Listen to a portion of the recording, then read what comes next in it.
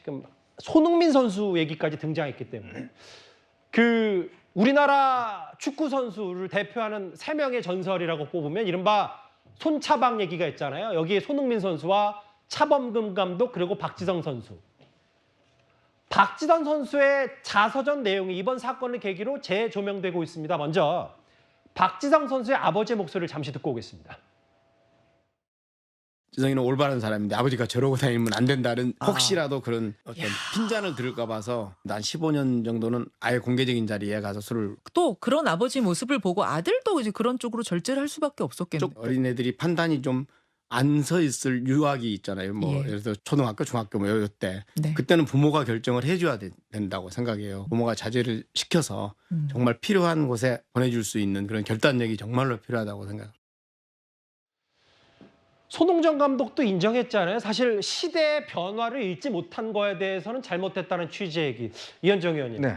그래서 어제 이 사건 이후로 계속 나왔던 핵심은 바로 교육관, 훈육관 이런 걸 텐데 박지성 씨의 아버지 박성종 씨가 뭐라고 했냐면 가끔 지성이가 내가 예전에 축구할 때부터 안 맞고 배웠으면 축구를 더 잘했을 텐데 라는 말을 했다. 이게 재조명되고 있어요. 사실 저희들 잘할 때, 뭐 중고등학교 다닐 때 저희 친구들 뭐 학교 이제 운동하는 친구들 보면 거의 상당 부분이 그냥 체벌하는 게 거의 일상화됐어요. 그렇긴 합니다. 저희 학교 다닐 때도 뭐 선생님한테 그냥 항상 들어오시면 몽둥이 하나 들고 와서 거의 매일 하루라도 안 맞는 날이 없을 정도로 사실 그렇게 배웠습니다. 이제 그게 뭐 당연한 걸로 이제 생각을 해왔어요. 그렇지만 최근에 이제 학생 인권 조례가 생기고 이 체벌에 대한 여러 가지 어떤 부작용이라든지 이런 문제가 이제 사회적으로 굉장히 문제가 되고 있지 않습니까? 특히 이제 체육계 같은 경우에 이 체벌 문제가 끊임없이 이제 논란이 되고 있는 상황입니다. 그러다 보니까 이제 박지성 선수도 좀 안 맞고 했으면 더 잘했을 것이다라는 생각이 이제 이야기를 한 바 있는데요.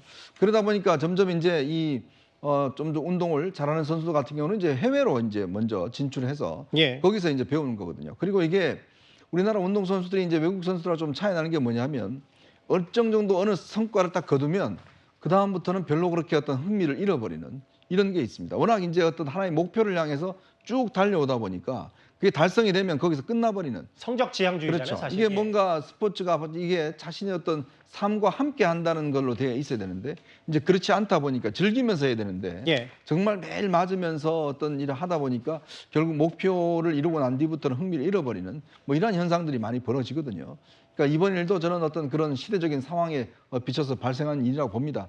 정말 운동을 잘하려면 그 사람의 어떤 동인, 즉 어떤 이 내적인 어떤 그런 것들을 다 불러일으켜야 되는데 동기부여가 있어야 되겠죠. 동기부여가 체벌로만 이루어지는 건 아니거든요. 여러 가지 방법이 있을 겁니다. 좀 더 우리 사회가 이제는 좀 더 이런 부분들 연구를 많이 해야 될 겁니다. 저기 보면 아까 화면에 잠깐 지나갔는데 나는 결코 무슨 일이 있어도 후배들을 때리지 않겠다. 과거 이제 박지성 선수의 뭐 일정 부분에 어록이랄 수도 있는데 이게 많이 회자가 되는 이유는 허 변호사님 정리를 해보면 이런 것 같아요.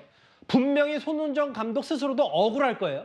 본인의 교육관, 뭐 훈육관 하던 달 했고 실제로 모든 학부모들, 대부분의 학부모들이 그걸 다 알고 열광한 사람들도 분명히 있을 텐데 그런데 이제 이 부분이 공론화돼서 검찰 수사는 별개로 이 박지성 선수의 얘기와 이런 부분들에 대한 그래서 반성 메시지도 된 거 아닌가 싶기도 하고요. 어떻게 바라보십니까? 일단 저는 손흥정 감독이 이 어떤 엄격한 교육 철학이라든가 이런 부분에 대해서는 존중하는 부분은 있습니다. 그렇지만 이 폭력이 일상화되거나 만연해지거나 익숙해져서는 안 된다는 것이 결국에는 대원칙이라는 생각을 하거든요. 우리가 어린 시절에 나그네의 외투를 벗긴 햇님과 바람 이야기 하잖아요. 결국에는 나그네가 외투를 벗게 하는 것은 거친 폭풍우가 아니라 햇님이었어요. 그래서 이게 물론 엄격한 규율이 필요한 공간이라는 게 분명히 있습니다. 그렇지만 폭력을 행사하지 않고 규율을 학습할 수 있게 하는 것도 지도의 한 영역이라는 생각이 들거든요. 손흥정 감독이 물론 학대의 고의를 가지고 이런 행동을 한 게 아니라고 본인이 지금 강력하게 주장을 하고 있고 아마 그런 부분에 대해서 믿고 있는 사람도 많을 거예요. 이게 형사처벌과는 별개의 문제로 어떤 진심 어린 어떤 부분이 있었어야 한다는 생각이 들고 이런 여러 가지 상황들을 종합해서 봤을 때는 손흥정 감독이 이런 행동을 했을 때 아이의 마음이 어땠을지 그리고 부모 역시 손흥정 감독이 어떤 마음으로 아이를 지도했을지 그 진심을 서로 봐야 되는 순간이 아닌가 하는 생각이 들고요. 재판 과정 중에서도 합의의 순간은 남아있거든요. 이 사태가 좀 원만하게 해결되기를 바라봅니다. 이게 박지성 선수 또 한 명의 전설인 박지성 선수의 자서전까지 소환될 정도로 이거 꽤 내용이 커졌고 아들과 결부시키지 말라는 손흥정 감독의 얘기와 피해 아동 측은 손흥정 감독의 사회적 위상을 고려했을 때 우리는 이걸 쩔쩔 맬 수밖에 없었다는 얘기까지 첫 번째 이슈 만나봤습니다.